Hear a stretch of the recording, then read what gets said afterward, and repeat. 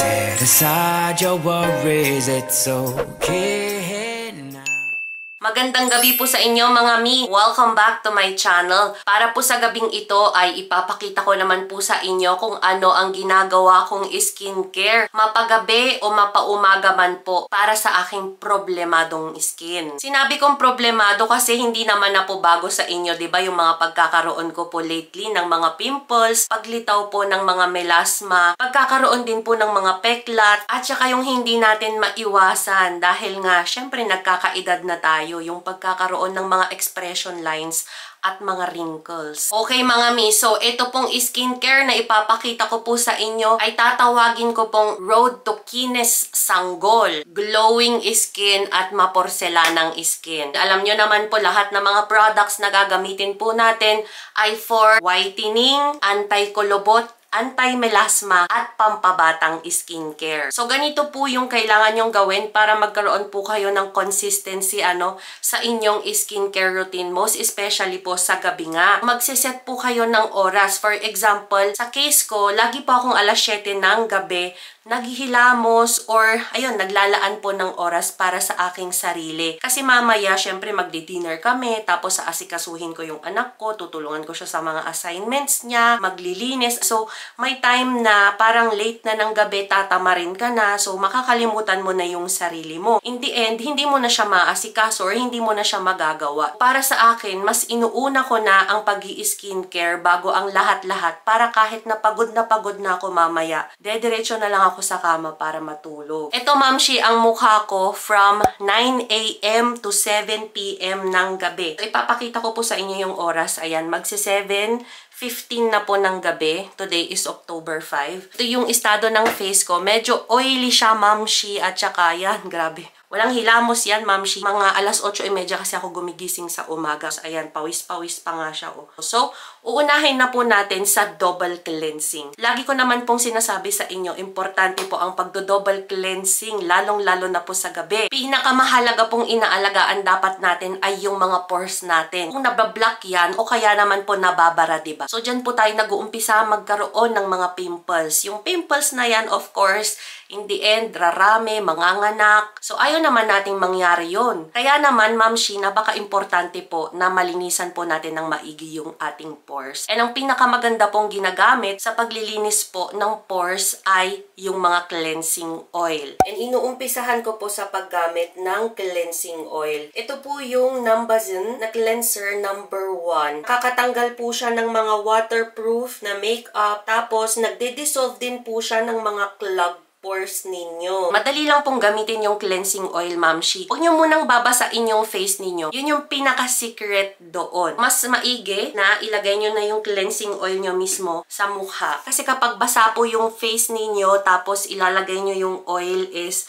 parang hindi magko-combine ba yung water at saka yung oil. Mas maigi na oil to oil, mamshi, yung magko-combine para sumama yung dumi. Alam nyo po ba kung anong maganda dito sa cleansing oil na to? Very compatible po siya sa mga may sensitive ang balat. Para sa akin na gumagamit nito 3 months ago na, hindi na po ako masyadong oily ngayon at saka hindi na din po ako masyadong tinutubuan ng mga pimples.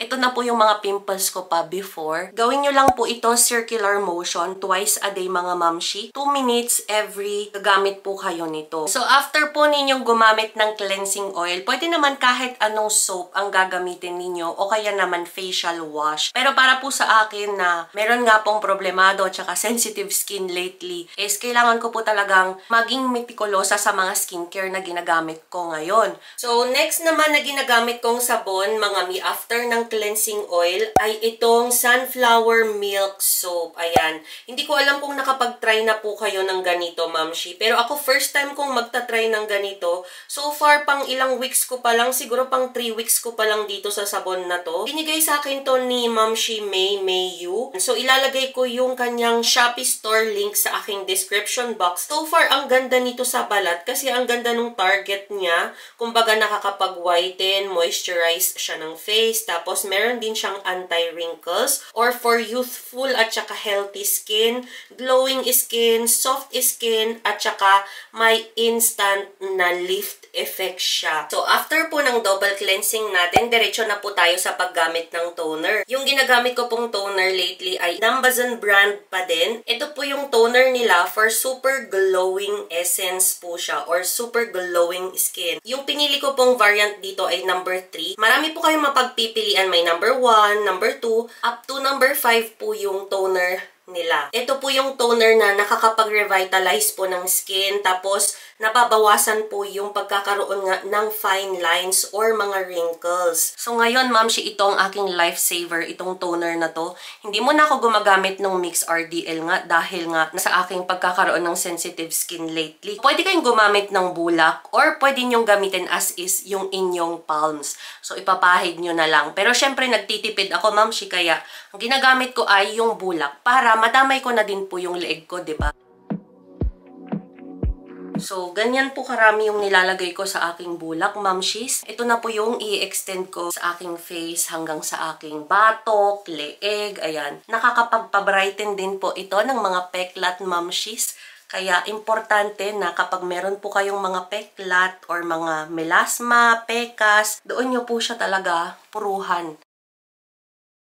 Yung pag-apply po pala ng toner sa leeg pataas, Mamshi, hawag pababa para hindi malaylay yung leeg po natin habang tumatagal. Idamay nyo na din po yung inyong batok para maiwasan po natin ang pagkakaroon ng maitim na batok. Tingnan nyo naman, Mamshi, diba kung gaano kadugyot ang ating leeg, mukha, kahit na naghilamos tayo, naligo tayo. So, ayan, nakuha po ng ating toner yung mga dumi na yun. Halos kalahati ko na po siya, Mamshi, dahil nga po 3 months ko na po itong ginagamit, itong brand na to. Kasama po ng mga naipakita ko na po, of course, na mga skincare products sa inyo. Hindi na ako magtataka kung bakit ngayon ay in na in din siya sa mga seniors. Ito yung masasabi ko na toner na para din po sa mga seniors. Kasi target nga po nito yung mga wrinkles po natin, ano? At saka hindi lang yun, Mamshi, dahil kung meron po kayong rough na skin, ayan, pipinuhin niya po yun, Mamshi, promise. Okay, so mag-move na po tayo sa ating next step. Itong product na ito ay hindi na po bago sa inyo kasi nakita nyo na po ito at na-review ko na din po siya lately. Yung next ko pong ginagawa ay yung pag-a-apply po ng serum. So ito po yung Numbuzin din na brand, of course, pero yung variant ko pong kinuha ay yung number 5. Ito po kasi yung para sa mga blemishes po natin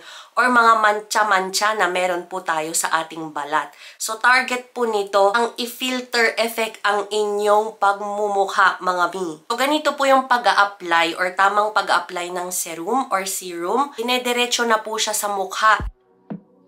Yung pag-extend po ng product ay pa-circle motion kasi kapag magsasalungat po yan, magka-create po ng wrinkles. So, hindi po yun maganda. At saka in a simultaneous way. Siyempre, sunod nyo na po yung inyong cheeks, diba? Lastly, yung baba.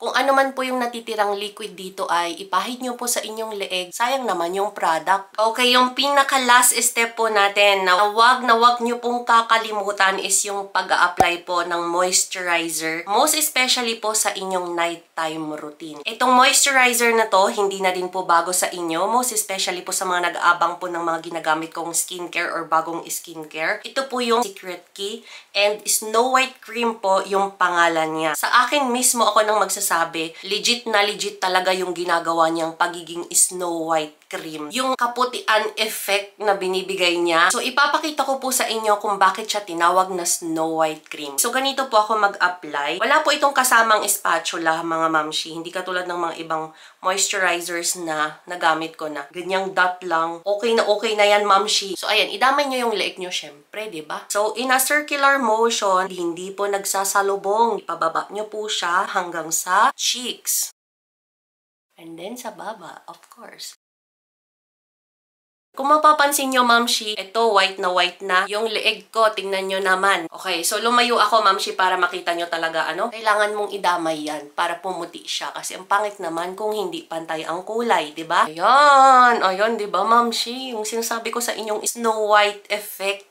Ayan na siya, makikita nyo na siya, mamshi. Pantay na din yung leeg natin sa ating face, diba? Parang naging kutis sanggol ka talaga, ano? Ayan na siya, mamshi, ang ating super glowing na malasanggol skin, na malaporselanang skin. Ayan, nandito na lahat dito sa skincare na to. Kaya din naman sobrang thankful ako dito sa mga skincare products na to dahil ito yung mga nakapagsalba sa aking problemadong skin. So, ayun mga mamshi, sa mga nagtatanong po sa akin kung ano yung pinaka-latest na skincare ko at saka kung ano yung pinapahid ko sa sa aking mukha lately.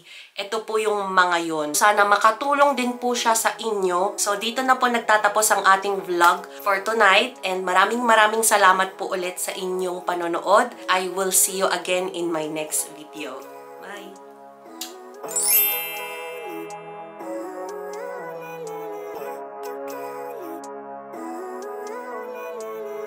Living life every day.